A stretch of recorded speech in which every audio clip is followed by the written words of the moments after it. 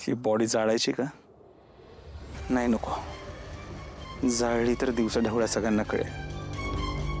काहीतरी वेगळं केलं पाहिजे. मकरंदची डेड बॉडी जिथे पुरली आहे तिथेच हिला पण पुरतो. ए गोपाळ,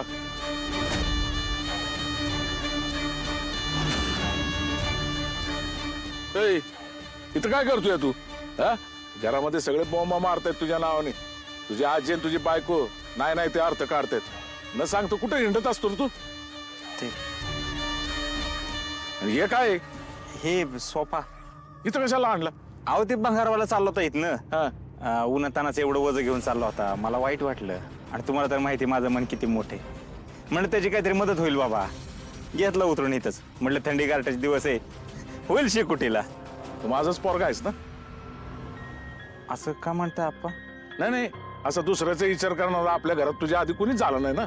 म्हणून म्हणलं यो चांगुलपणा वगैरे समजा ठीक आहे, पण आपलं घर नको बिकेल लागायला. हा, पैसा जरा वाईच नीट वापर.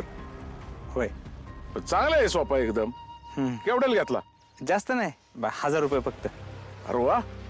अरे याची कापड आणि हे बदललं ना गाद्या, तर आपण 2000 विकू शकू आपण. होय.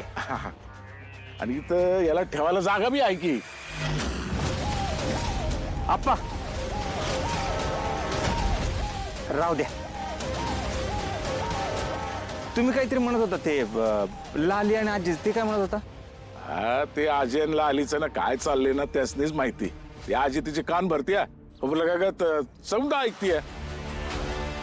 अशाने तुझा संसार कसा होणार रे? हा, तिला जरा विश्वासात घे. काय तिला संशय येईल ना, असं काही वागू नको.